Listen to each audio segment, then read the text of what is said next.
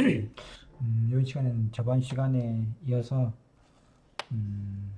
3.3 학습 데이터와 테스트 데이터 부분을 했죠. 저번 시간에 이제 그 필기체 숫자 인식을 했었죠. 그중에 이제 사이키런에 있는 데이터셋 중에 필기체 숫자 데이터들이 있었는데 0부터 9까지 이렇게 숫자에 대해서 약 1700, 1800개 정도의 데이터셋이 있었는데 그 중에서 우리가 3이라는 숫자하고 8이라는 숫자 두 개의 이미 데이터만 따로 이제 추려서 그걸 디시전 트리를 이용해 가지고 결정 트리를 이용해서 분류하는 걸 해봤었죠.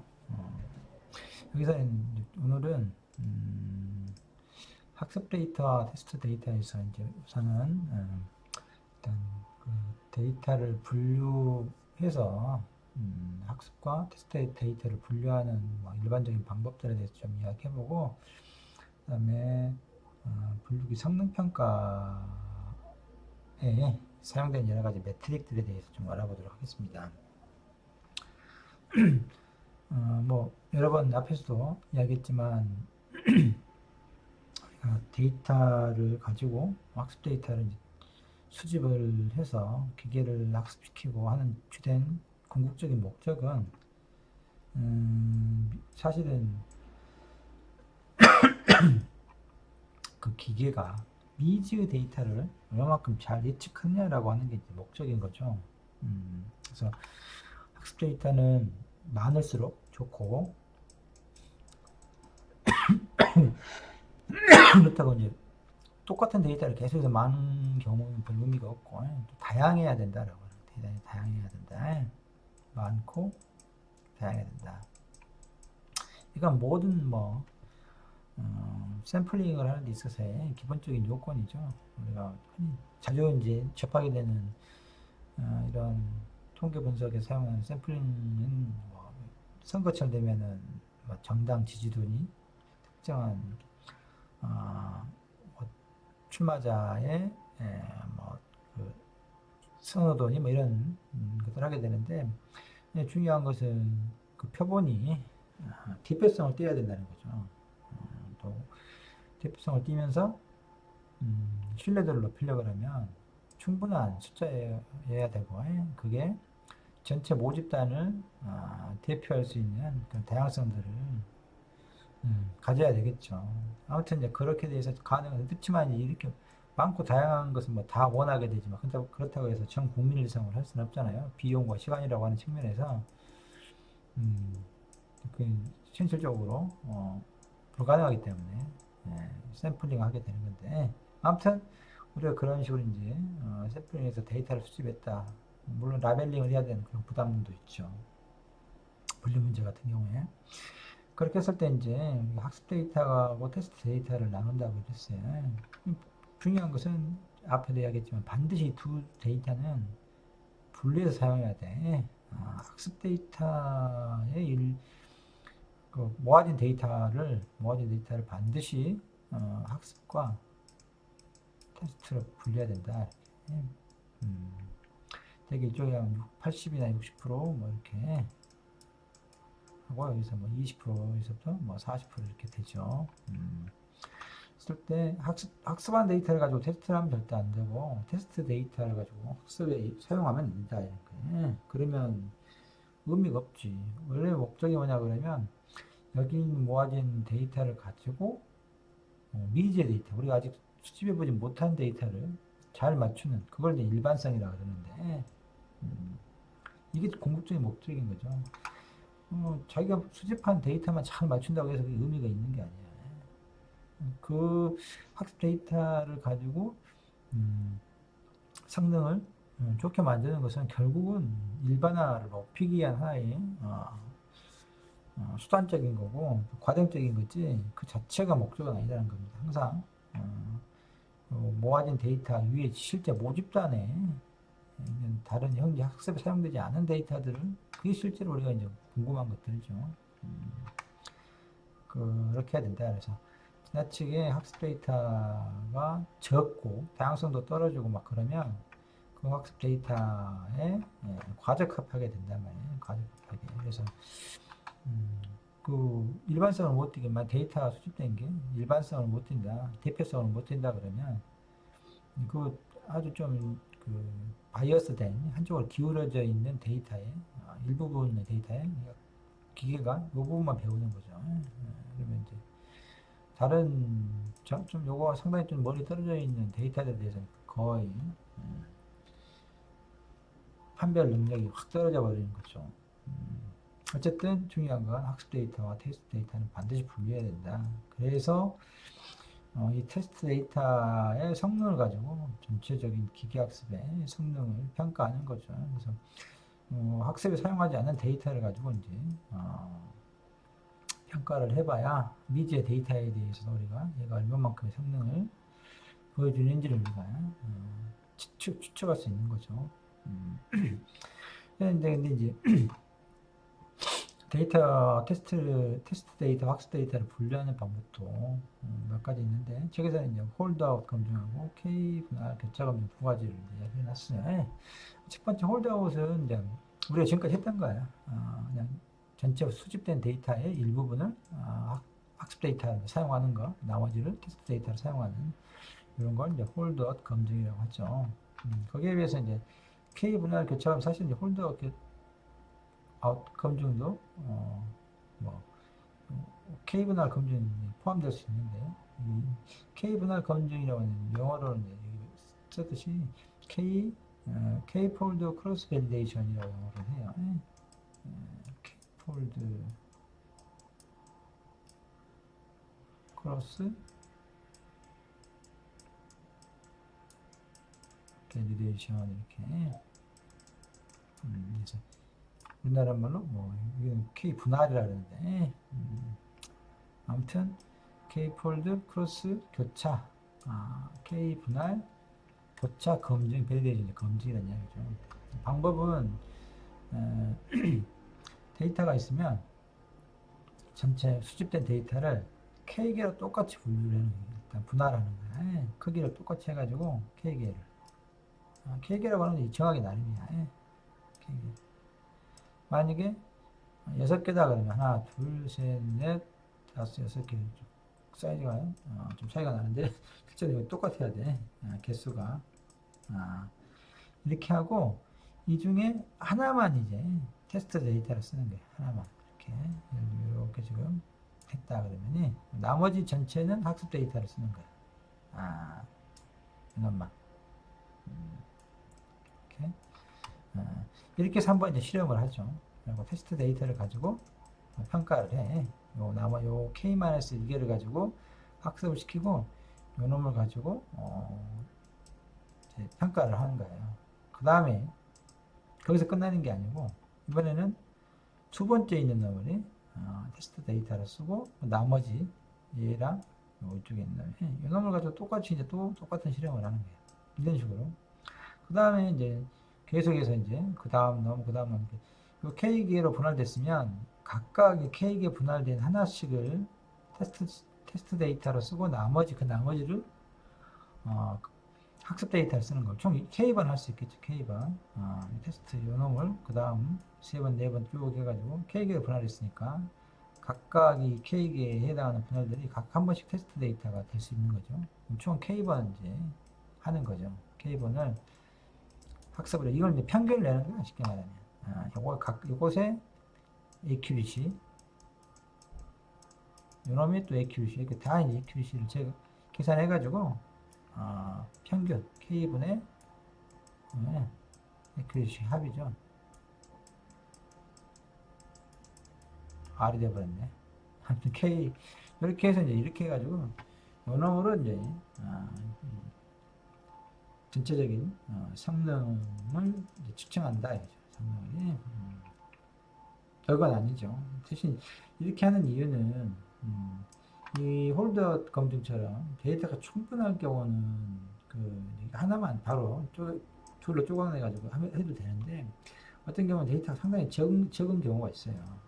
데이터가 적어가지고 뭐 100개 정도밖에 안 되는데 데이터가 그러면 10개를 추출하고 나머지 90개 혹은 20개를 테스트 데이터로 나머지 80개를 훈련 데이터를 이렇게 쓰게 되면은 이 100개라고 하는 숫자는 상당히 보면은 아주 큰 모집단에 비하면 너무 샘플링 적게 된 거야.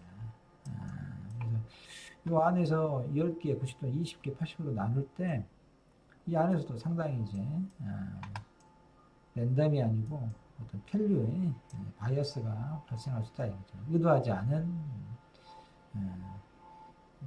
이렇게 한쪽으로 몰리는 그런 경향이 있을 수 있으니까 이걸 좀 확대해서 그럼 10개씩을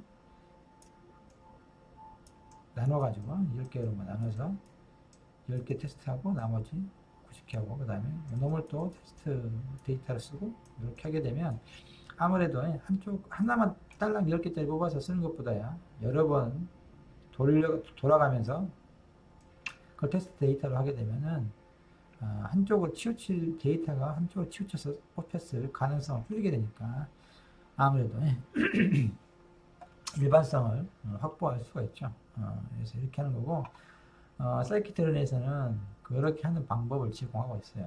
사이키트론의 크로스 밸리데이션 K폴드라고 하는 이걸 사용하게 되면 나중에 지금 당장은 해보는 건 아니고 나중에 저 뒤에 장에서 뒷챕터에서 이제 이 방법을 써서 해보게 될 거다.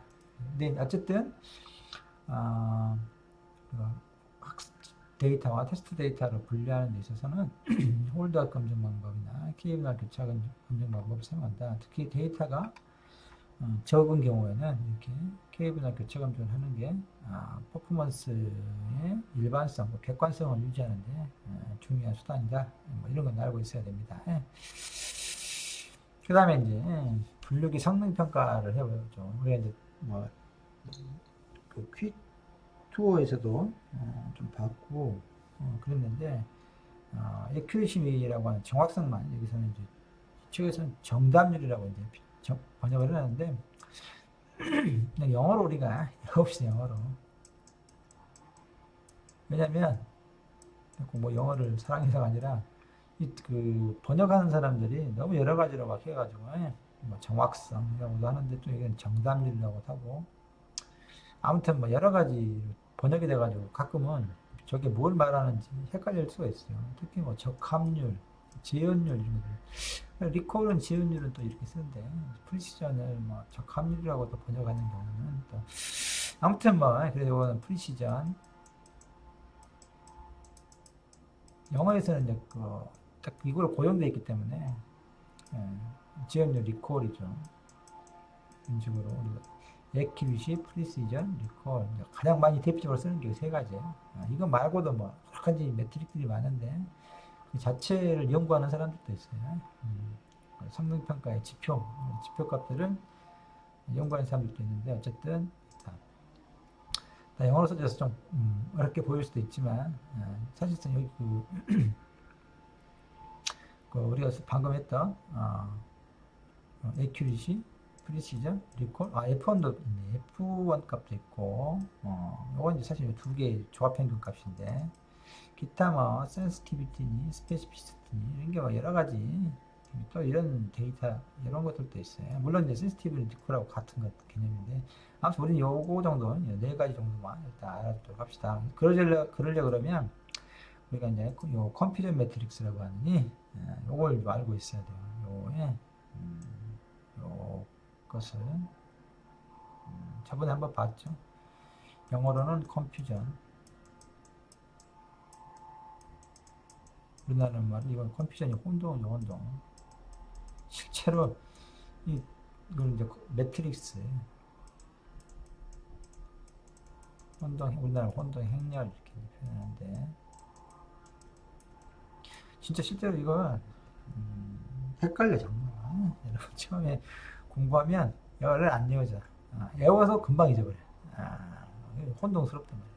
이름 자체도 혼동 행렬이잖아요. 보면 이제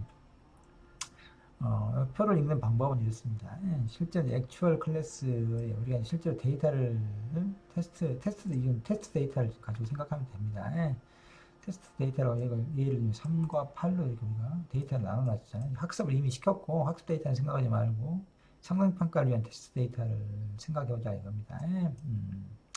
그랬을 때 이제 3과 8 중에 아무거나 하나를 정해야 되는데 그걸 하나는 포지티브다, 하나는 네거티브다 이런 식으로 이제 정의하는 거예요. 그러면 예를 들면 3에 해당하는 게 실제로 50개가 있을 수 있고 총 100개일 때 8이라고 하는 게 이제 50일 수 있죠. 일단 3을 포지티브라고 합시다.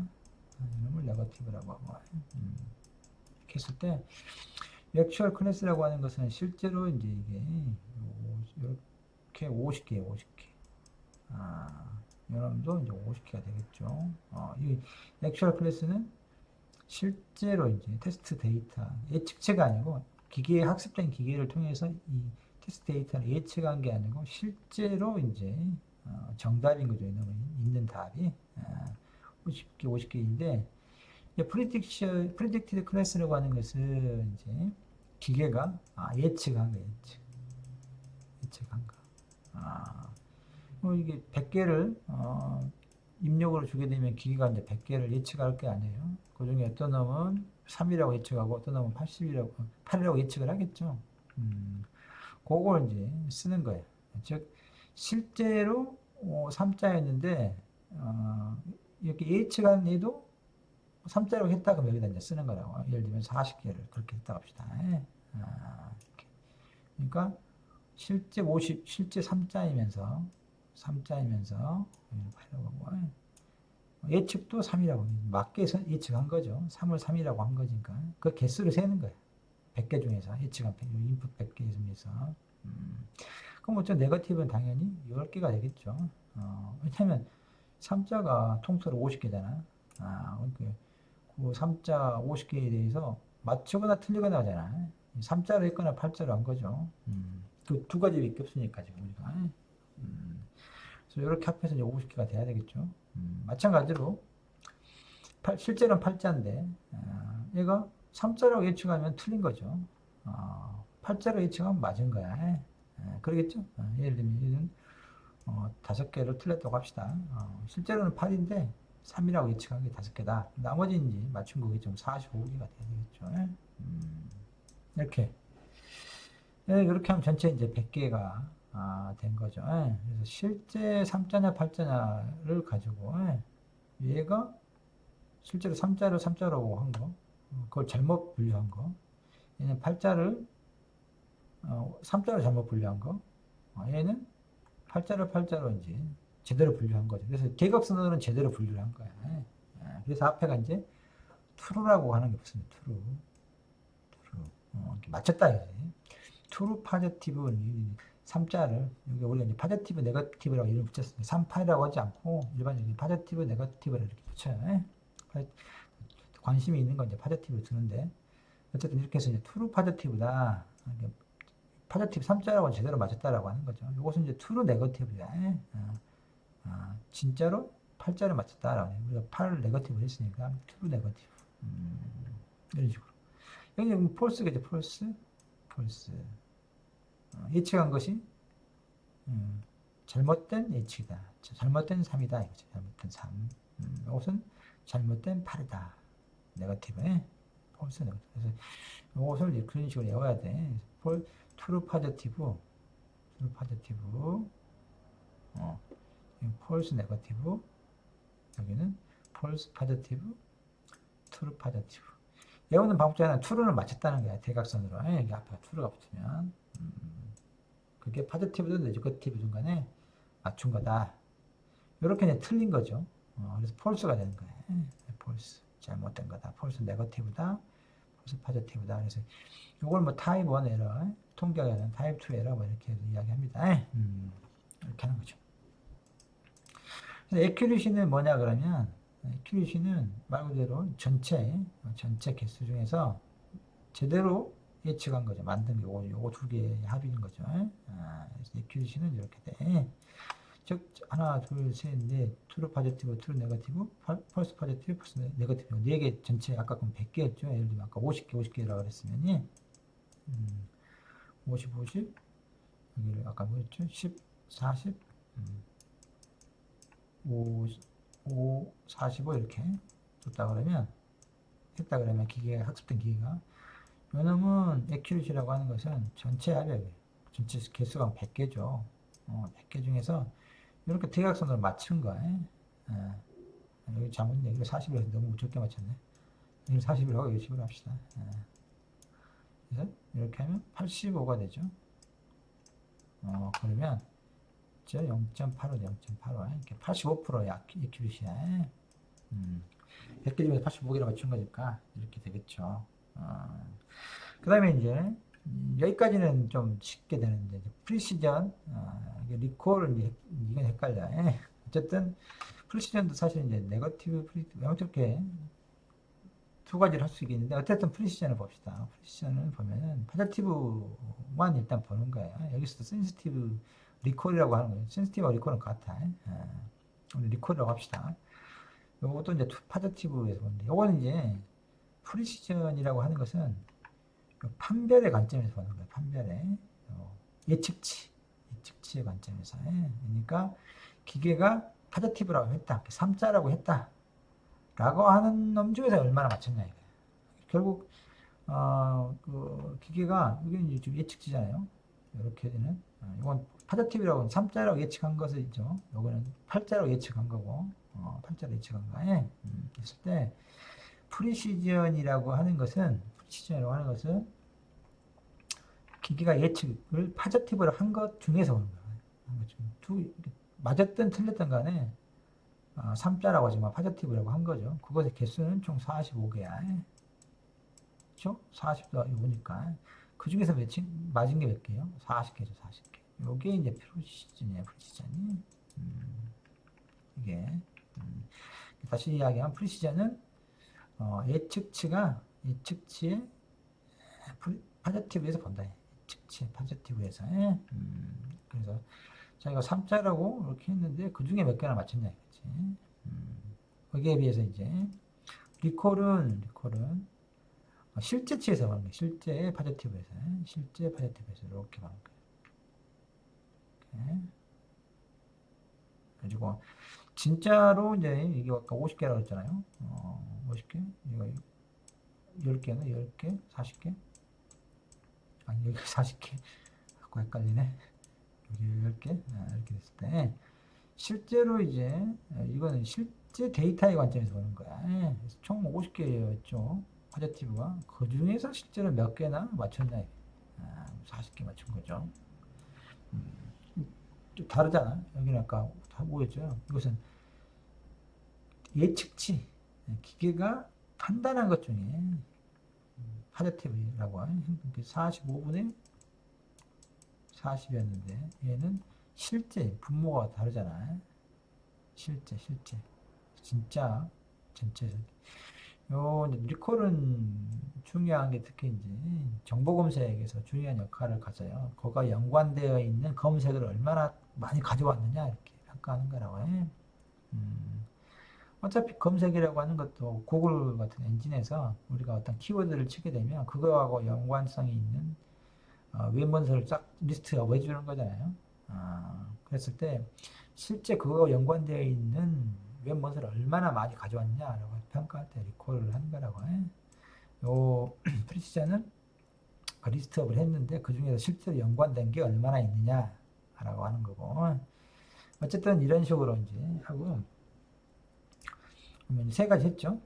accuracy, 프리시전, 리콜 이렇게 했는데 나중에 보면 리콜하고 프리시전은 트레이드 관계가 있어요. 한쪽을 높이려고 그러면 한쪽에 떨어지게 돼 있다고. 무슨 말이냐면 리콜을 높이기 위해서 어떻게 판단을 하냐면 좀 그 포지티브라고 평가하는 것을 엄격하지 않게 하는 거예요. 너그럽게 대충 봤을 때 3자 비스크롬하게 생기면 무조건 다 3자라고 해버리는 거예요. 그럼 어떻게 되겠어요? 아무래도 실제 3자를 많이 3자로 평가하겠죠. 그렇지만 평가의 입장에서 보면 예측의 입장에서 보면 요렇게 입장에서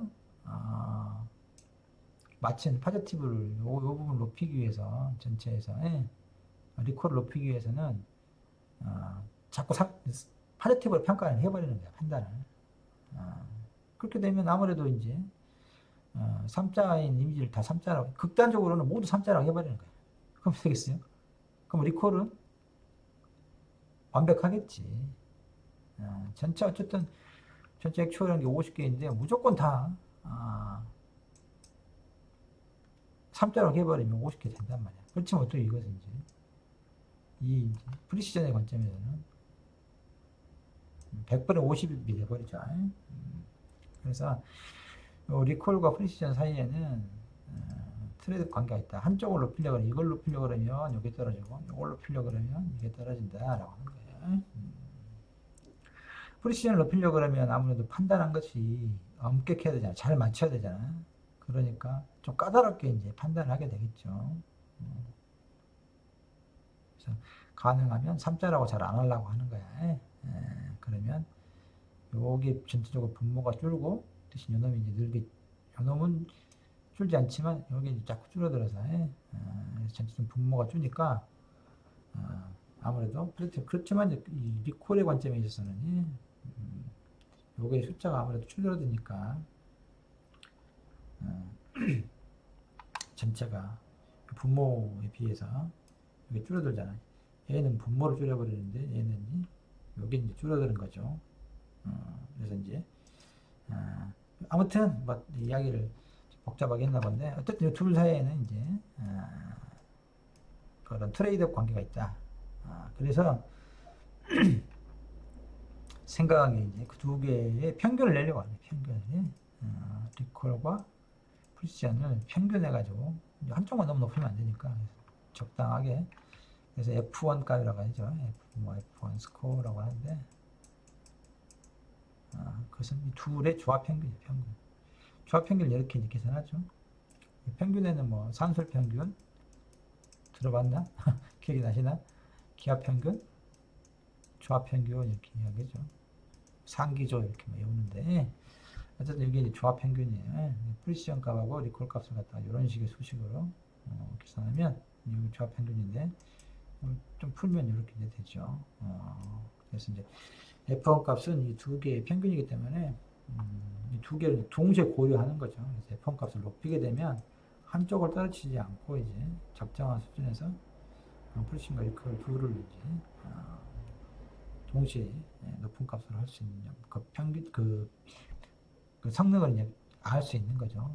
프리시전이나 리콜만 한쪽만 성능 평가로 하게 되면 프리시전 높고 이건 낮고 이러면 좀 뭐 좋은가 나쁜가 헷갈릴 수 있잖아요. 비교가 힘들어질 수 있어요. 어떤 놈은 리콜이 완전 좋아. 근데 프리시전이 떨어져. 어떤 놈은 프리시전이 아주 좋아. 어떤 놈 근데 리콜은 떨어져. 그럼 둘 어떤 식으로 비교할 거냐 이거지.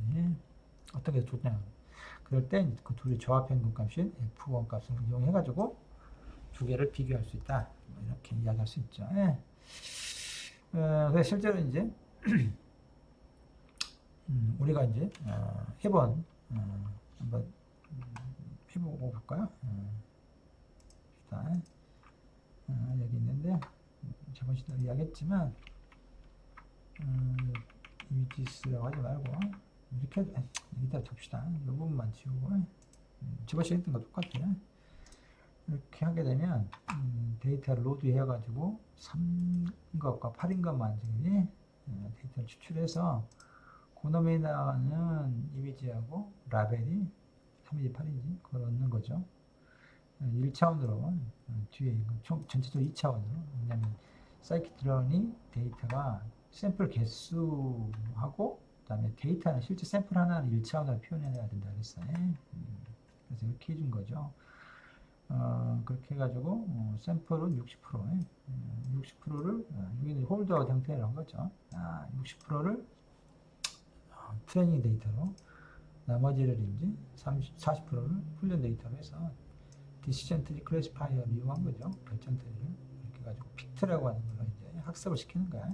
이미지하고 라벨을 이용해서. 그 다음에 이제 나머지 테스트 데이터를 이용해 가지고 프리딕트 하는 거죠. 프리딕트 하게 되면 예측치가 나오는 거야. expected는 실제 이제 라벨이고 액추얼은 여러분 이제 프리딕트 예측한 거죠. 그래서 두 개를 가지고 이제 비교를 한다. 그래서 바로 이게 사이키트론에가 매트릭스라고 하는 게 있었죠. SK론에가 매트릭스에 여러 가지 매트릭들이 있다고 해. 한번 보면 일단 시작을 한번 해보죠 전체를. 되면 뭐 액큐리시나 컴퓨전 매트릭스, 프리시전, 리콜, F 매저드 값들이 다 나와 있죠.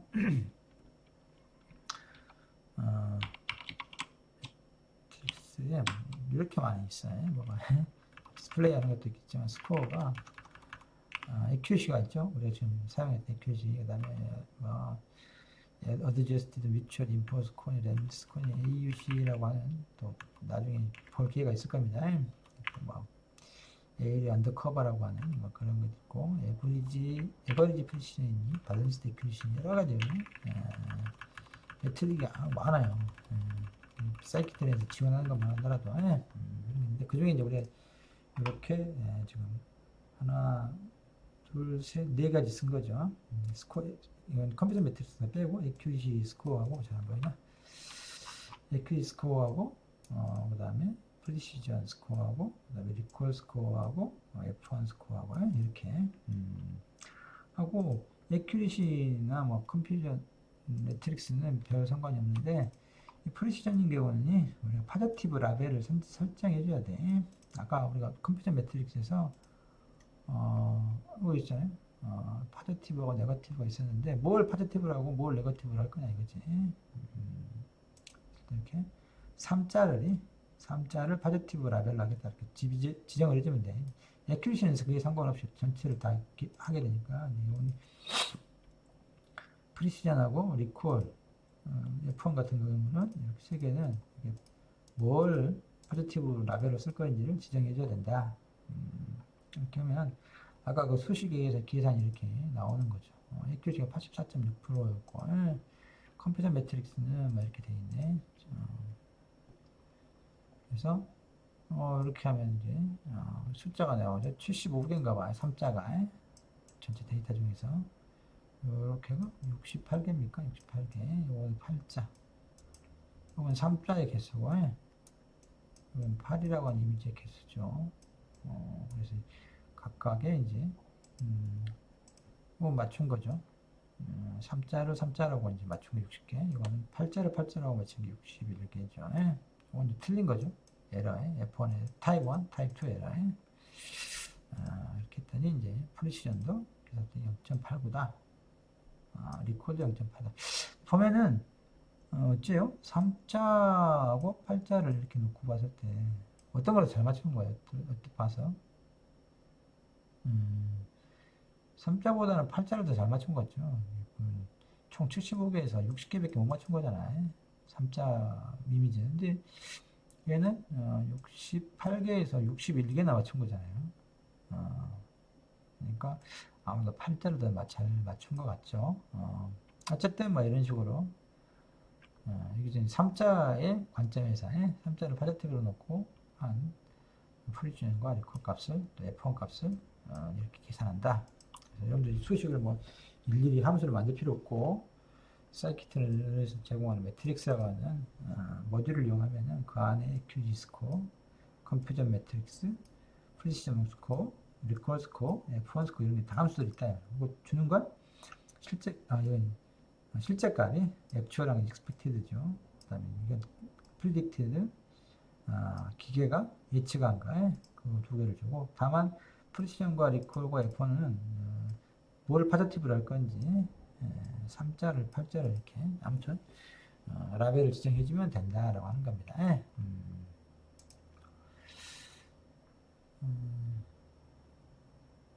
마지막으로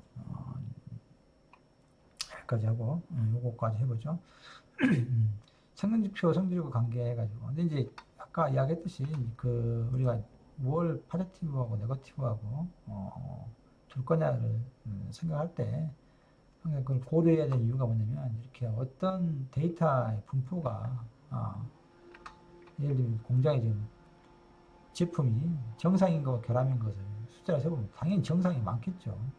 값이 결함인 건 적을 거고 데이터가 상당히 차이가 나죠.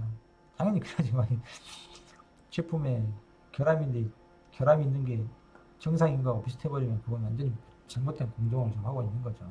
근데 이런 경우에 있어서 이렇게 액큐리시만 가지고 평가를 하면 문제가 있다라고 하는 거예요. 전체적으로 이렇게 되니까 전체 한 몇 개인지 잘 모르겠네. 15,000에서 기껏 해봐야 뭐 17,000 이하일 것 같은데 17,000개 정도 생산하는데 지금 결함이 있는 게 전체 500개 좀 안 되죠. 이런 정도면 상당히 높다고 봐야 되는데도 불구하고 결함이 전체적으로 정답률을 보니까 액큐레이션이 98.6%야. 왜냐면 이제 이 정상인 얘들이 숫자가 많아버리니까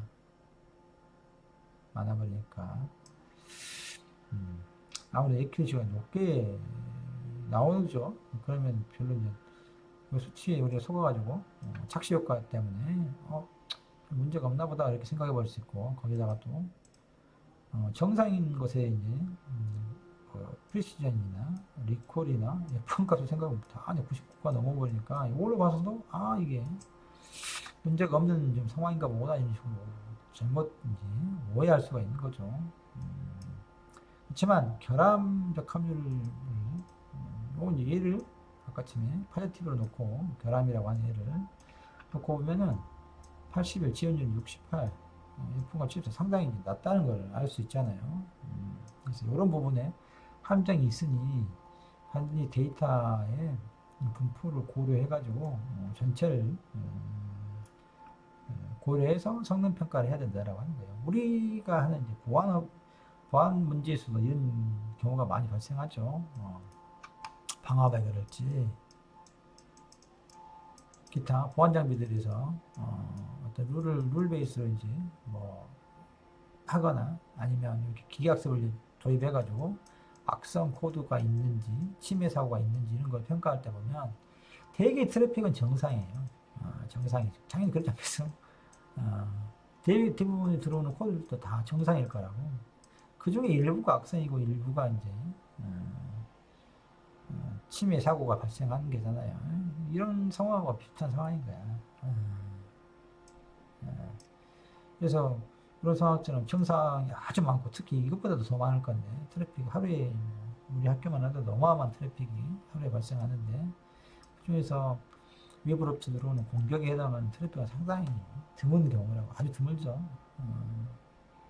그래서 이제 그 상황들이 이제 것들을 잡아내는 자동화의 방화벽이나 보안 장비가 성능을 평가할 때는 단순히 이렇게 정답률, 액큐리시만 놓고 그 방화벽이나 새로 도입한 보안 장비의 성능이 좋다 이런 식으로 평가하면 된다는 거예요. 반드시 침해 사고나 악성 코드 같은 잘못된 거, 결함이 있는 이 관점에서도 이런 것들을 봐봐야 된다라고 하는 거란 말입니다.